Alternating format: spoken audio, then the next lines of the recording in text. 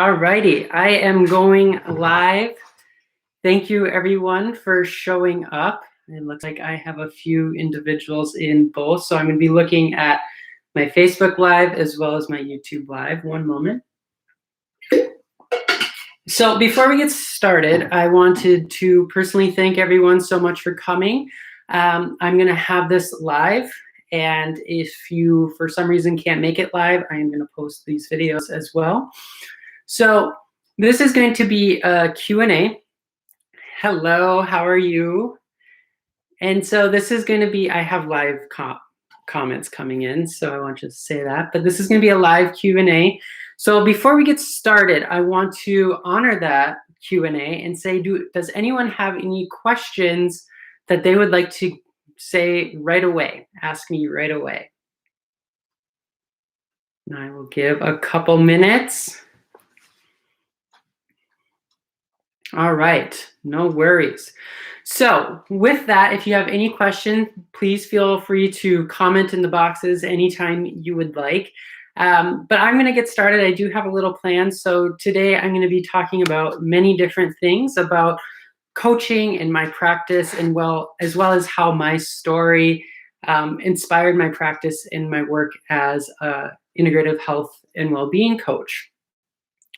And with that, I do want to say, for those of you who are interested, I have a Try Coaching for Free event. I am with 7 other amazing colleagues of mine, and we're doing a Try Coaching for Free event March 13th through the 15th. So if you want to sign up, I do have a lot of availability, and you can come try out coaching for free, and see if it's something for you. So I do have a question here. My thoughts on how the intersection of racial identity impacts a trans identity. So when it comes to that question, thanks for the question, Ron. That's a really great question. I'm going to have to take a moment to think about it.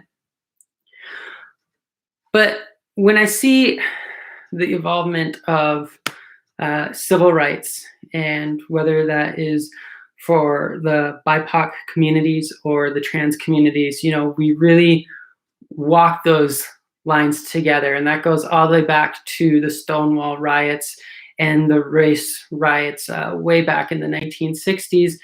And we stood side by side. And so what I'm kind of getting at with this question is that there's a lot of commonalities.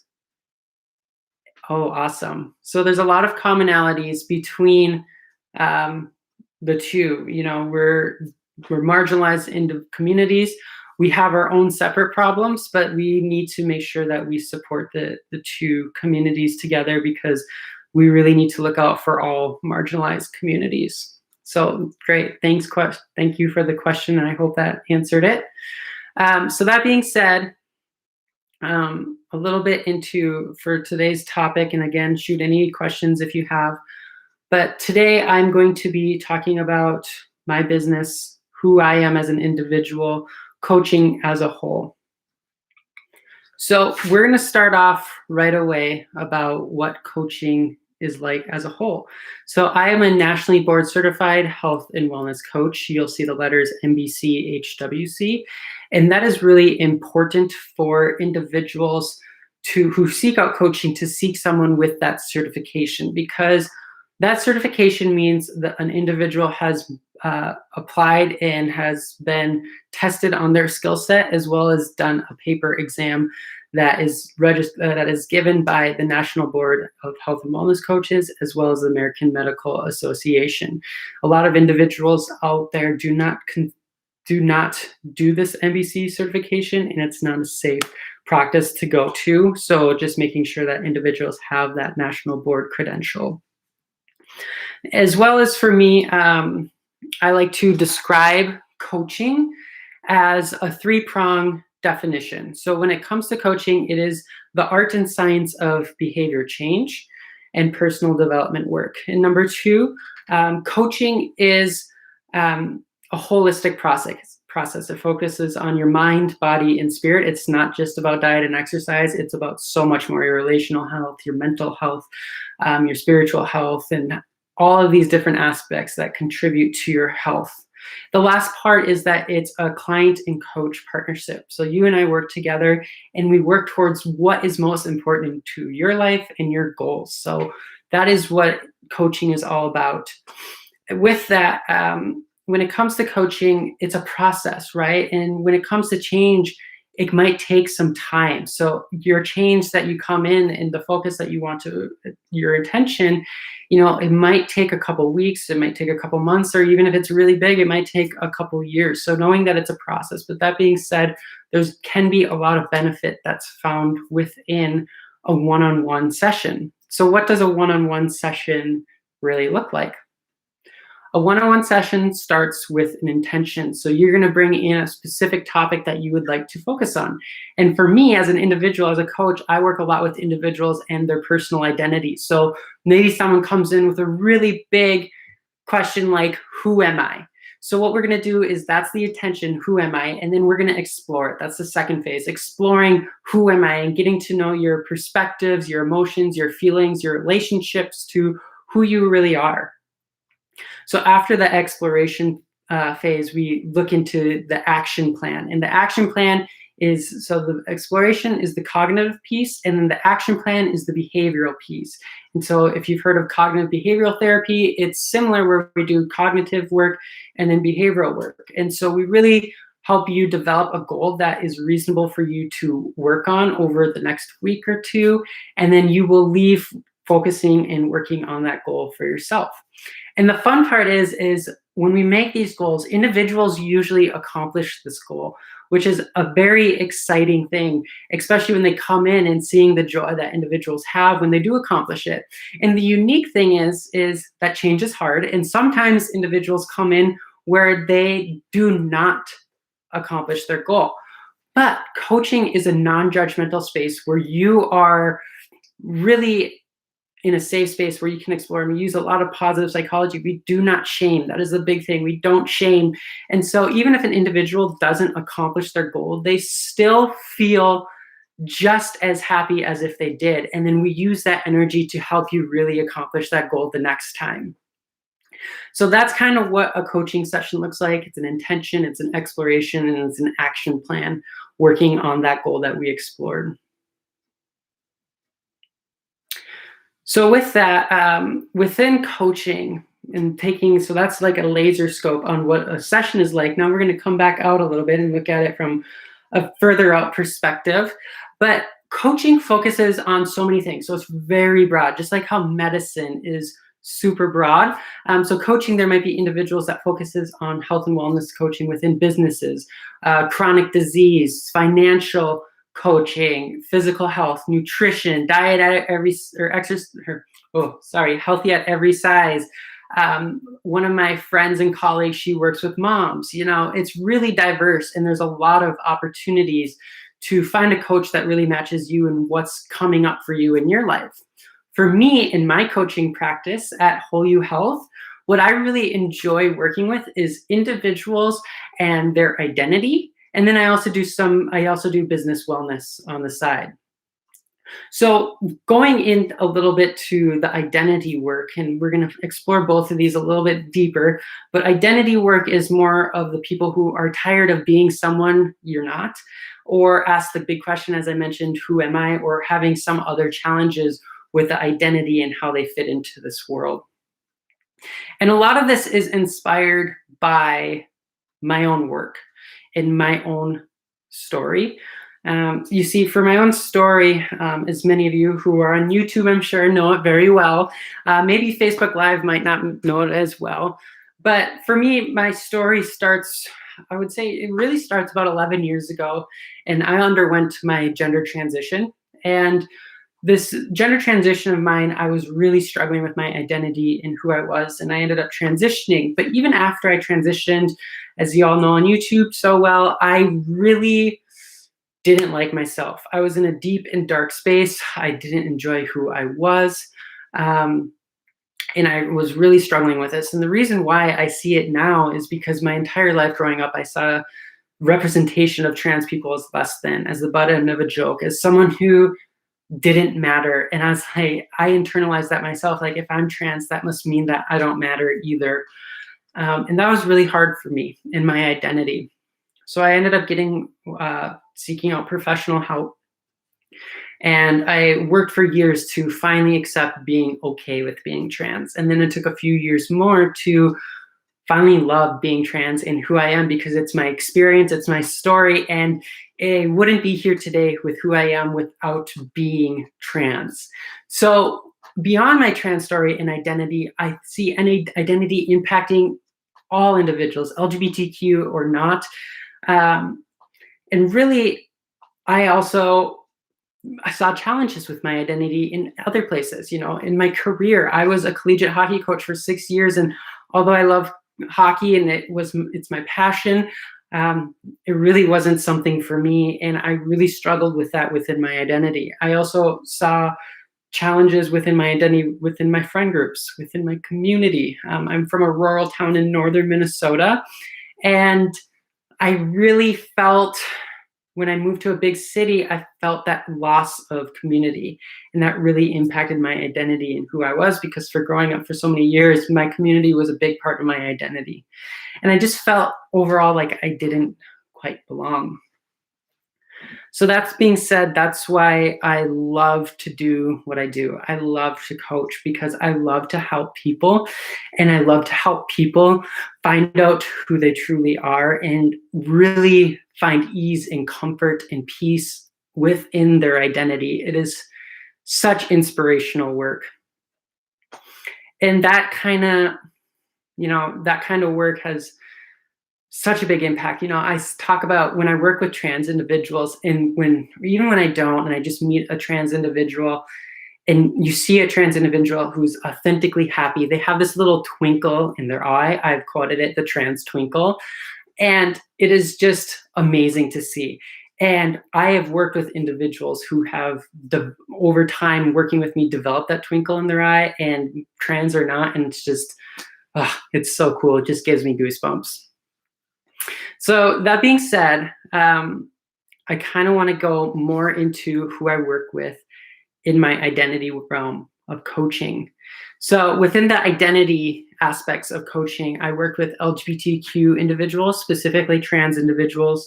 I work with young and middle-aged adults, as well as young and middle-aged professionals, and individuals who are also struggling with other identity aspects. In today's world, 2021, we're all about the identity, right?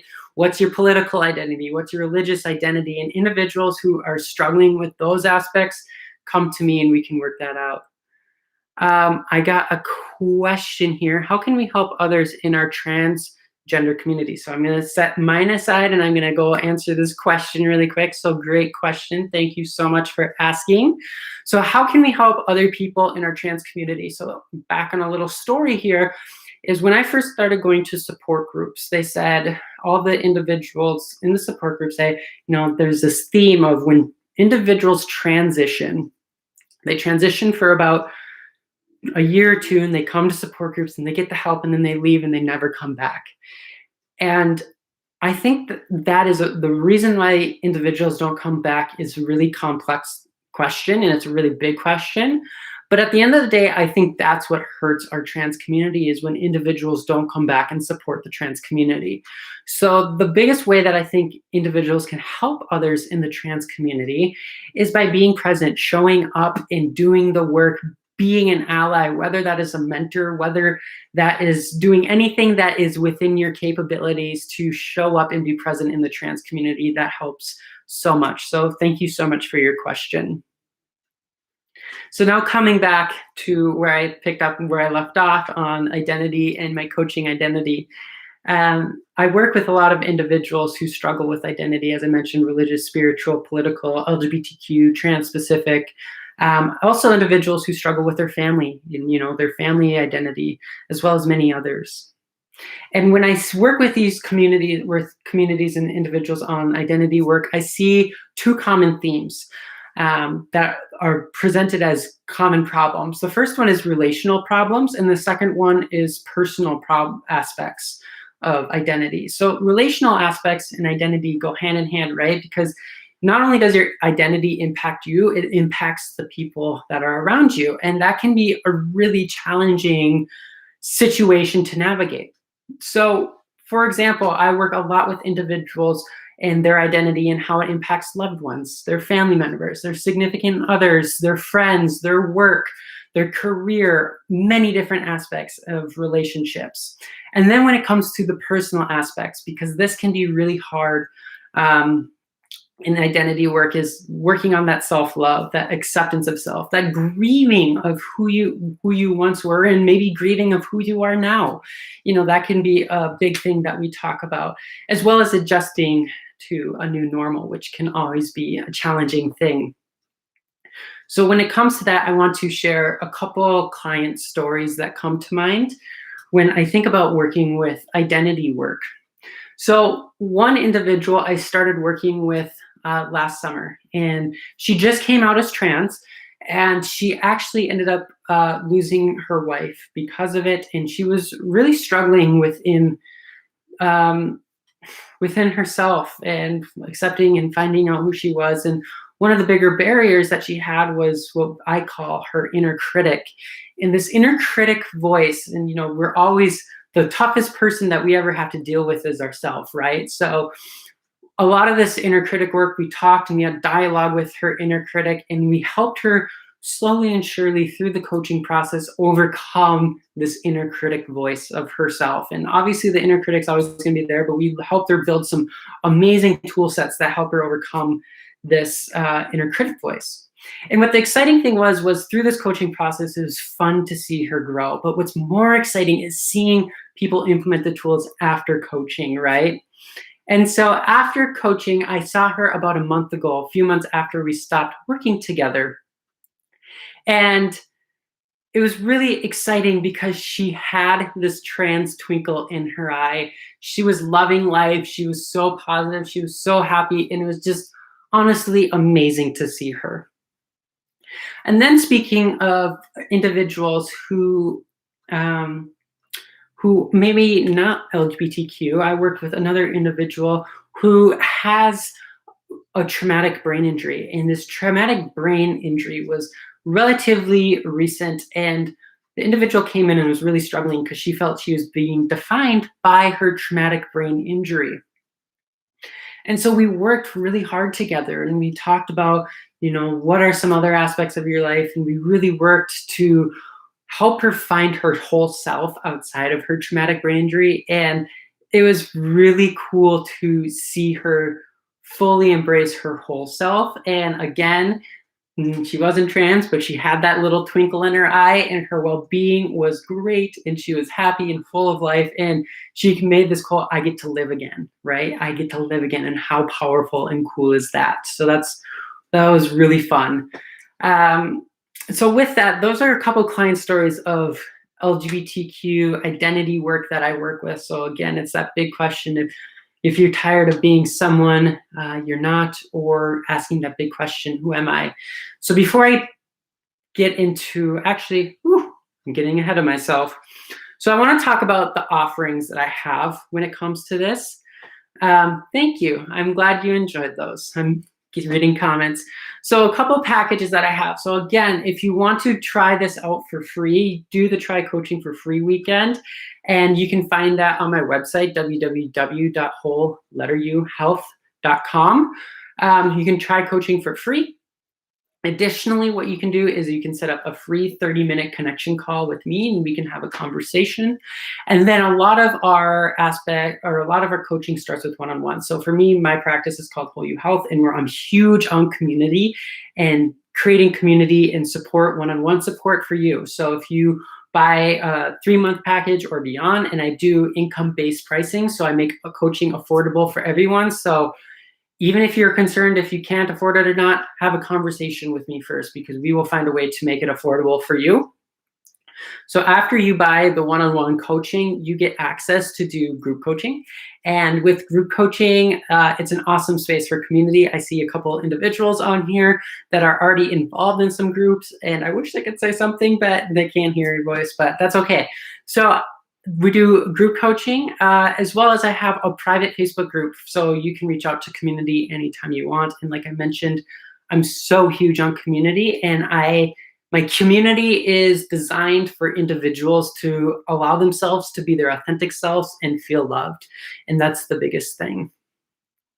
So does anyone have any questions about my coaching practice up until this point? I've been rambling on for 20 minutes now, so I just want to do a quick check-in. I'll give a couple minutes while I take a drink of water.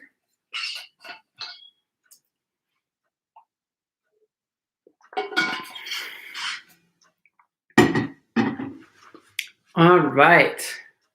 So I am going to continue on. And so now this next aspect it's my business wellness practice.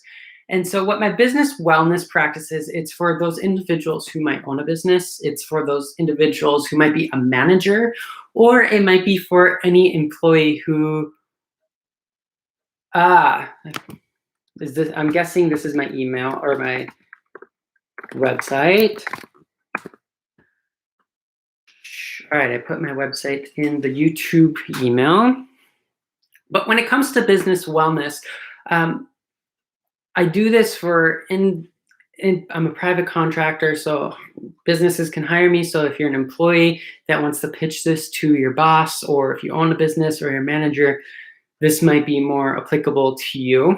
So I do business wellness because it's the challenges of health and well-being in the United States are pretty significant. And what we find in the research, so I'm just going to read some research stats here. So employees who score low on life satisfaction on average stay home 1.25 days more a month than individuals with high satisfaction. And that hurts both the employer and the employee, because the employee is really not getting the money in their pocket when they have to stay home. And not only that, they have low life satisfaction, so they're not as happy. As well, 71% of individuals in America, United States, they suffer from significant stress. 1 in 5 individuals have a mental illness, and 3 in 5 individuals have a chronic disease. And these are stats that should not be normalized. And since we spend a significant time at our work, we should be making sure that wellness opportunities are available at your work and career. And not only that, when it comes to, I know a large portion of individuals that I work with are trans and LGBTQ. I can only imagine these stats are only higher because of the discrimination factors when it comes to the workplace. And not only that, this stat is the most shocking, is that 2.7% of individuals who live within the recommended lifestyle guidelines, which is not great, and it's really having a huge impact on our health, as well as having a huge impact on our happiness and our wallets, because it costs a lot of money. So for example, the average individual who has low life satisfaction, they cost their employer, or they're losing out on $1,700 on average per employee. And so individuals or businesses that implement a business wellness program that saves that employee and employer around $500. So that's a $2,200 swing, and that is pretty significant when that's just one employee. So if you're a business owner and you have multiple employees, that's pretty significant amount of money. And not only that, when your business or your workplace actually cares about the well-being and health of the employees, and so forth, revenue goes up 20%. So if we focus on that, additionally 20% of revenue goes up. So that's pretty cool.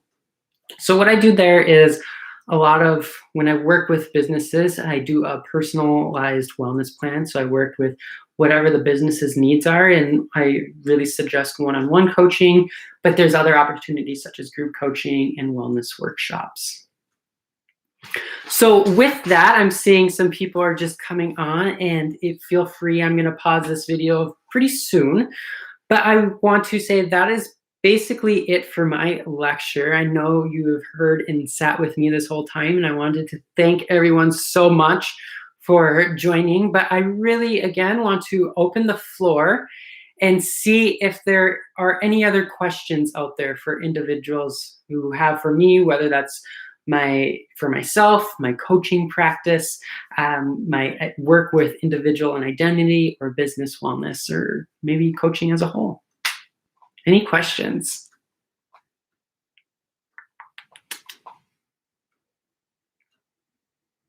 Wow. Well, first off, I'm going to keep talking. So yeah, thank you so much. I appreciate it. This has really been cool. I actually had a really cool turnout. So I have a lot of people on Facebook Live and a lot of people on YouTube. So this is really cool. So I wanted to thank everyone from the bottom of my heart. This is truly amazing that you all could come here and be here today. And again, I am very passionate about the work I do in helping individuals. So if you would like to work with me or have a conversation, or come work with me for Try Coaching for Free Day, and that is March 13th. That is the day, and you will find a link to go to that at my website, www.wholeyouhealth.com. As well as if you don't want to wait till March 13th, because I know that is still a couple weeks away.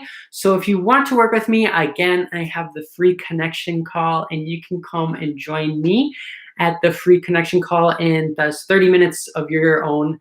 And little secret, usually when I do 30-minute connection calls, I extend it by 30 minutes. So it's actually an hour. So that is something I would love to work with you and talk to you on about how coaching can benefit you in your personal challenges that arise within your life, or help you get to a goal that you've always wanted. Again, so if you want to visit my website that has more information on it, it's www.wholeyouhealth.com. Is there a higher chance of getting acceptance from family members who don't accept us, or is it a dead end? So when it comes, so a great question. It really, I'm going to give the vague question here. And the reason why I say this is because when it comes to individuals, we're our own individual being, and we can only control ourselves. We can't control other people.